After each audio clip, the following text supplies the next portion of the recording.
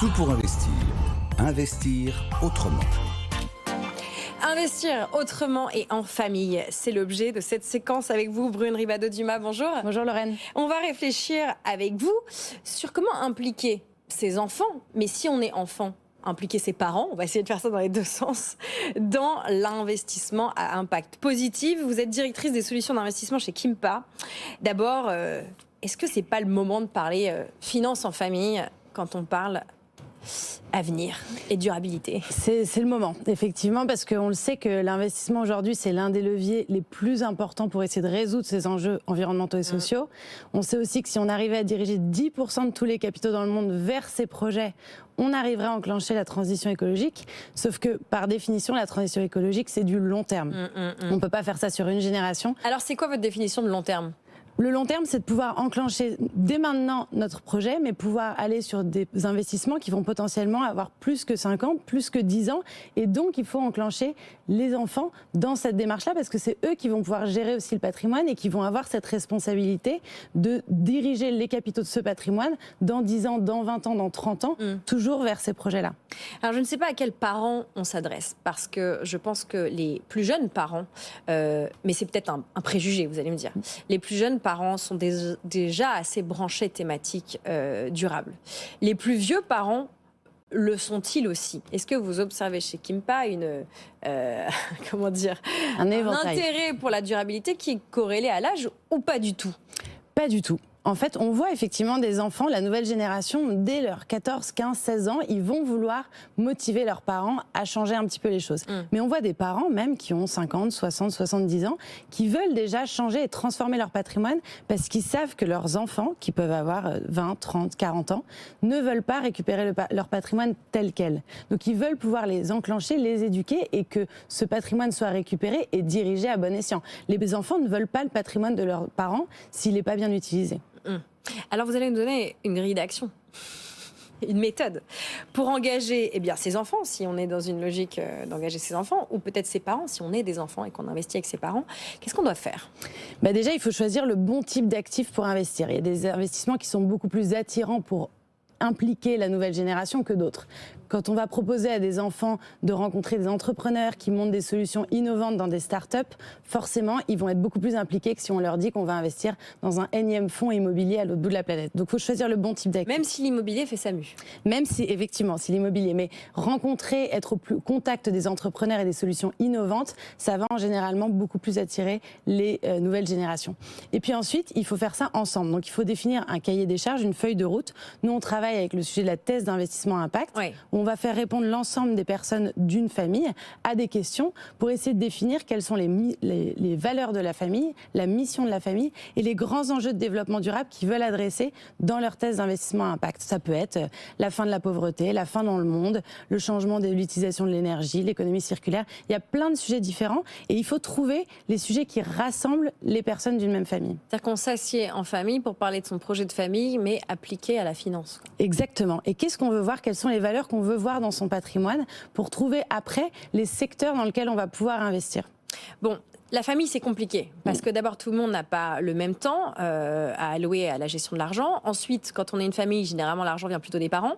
Donc, est-ce que quand on est enfant, on est en droit et en envie d'aller gérer l'argent de ses parents, sans parler de quand on est parent, est-ce qu'on a envie de laisser ses enfants gérer son argent? Enfin, vous voyez, il y a un problème de gouvernance. Alors, comment vous faites chez Kimpa pour gérer des clients qui arrivent, qui disent, voilà, nous, on est une famille, on investit, on a un véhicule d'investissement familial. Comment vous faites pour mettre un peu d'ordre et de gouvernance là-dedans?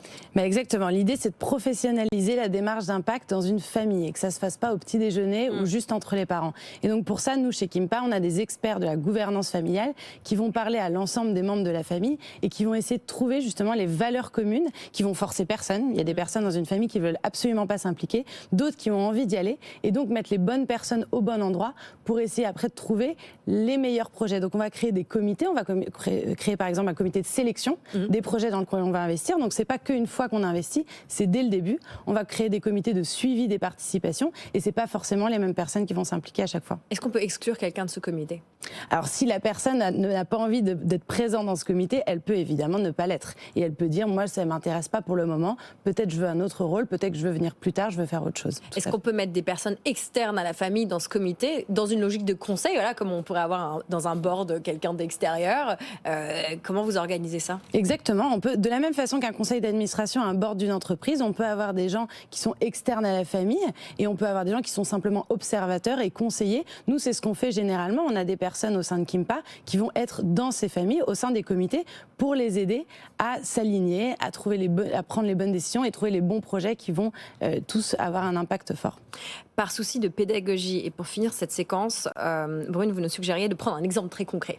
L'exemple d'une famille. Alors racontez-nous cet exemple pour convaincre celles qui nous écoutent. Effectivement, donc c'est une famille qui a une entreprise familiale de deuxième génération, qui a donc ses deux parents qui ont 3 enfants âgés de 14, 20 et 21 ans et qui ont envie que tout le patrimoine qui a été généré depuis la première génération soit transmis à la 3e génération. Sauf que les enfants, eux, ont une volonté d'impact très très fort et donc ils ont voulu travailler ensemble en famille. On a défini la mission de la famille, les valeurs, et on a défini les grands enjeux de développement durable qu'ils voulaient adresser. L'un d'entre eux, c'était l'agriculture durable, par exemple. Et donc, nous, on a créé un comité de sélection avec le fils aîné et les 2 parents.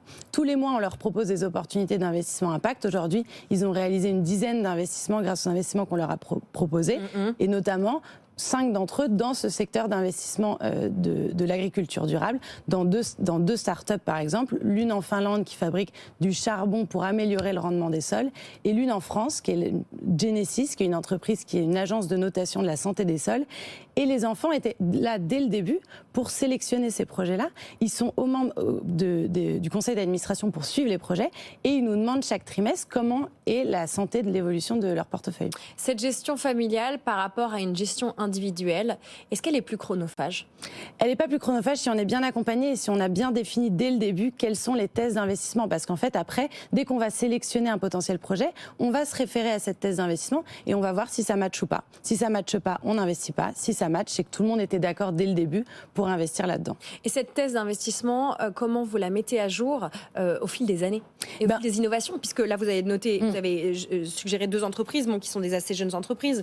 Une qui s'appelle Carboculture et une autre qui s'appelle Genesis. Voilà, ces entreprises, il y a aussi une probabilité qu'elles ne fonctionnent pas ou au contraire qu'elles grossissent. Comment, voilà, pour conclure, comment on continue à se mettre à jour? Exactement. Tous les ans, on va retravailler avec la famille pour leur proposer d'autres potentiels investissements, d'autres potentiels secteurs et on va réactualiser cette thèse pour qu'elle reste effectivement à jour des grandes tendances. Aujourd'hui, on parle de grandes tendances d'investissement impact. L'année prochaine, ce sera peut-être d'autres. Et nous, on va travailler avec eux, mais il faut être bien accompagné pour ça. Vous viendrez nous faire les grandes tendances la prochaine fois. Parfait. Les grandes tendances de l'investissement à impact telles que vous le percevez chez Kimpa pour 2024. Ou peut-être on pourrait faire un horizon un peu plus long. Vous voyez, on parlait du long terme. Tout à l'heure, dans la séquence ETF, on se posait la question de qu'est-ce que c'était que le long terme.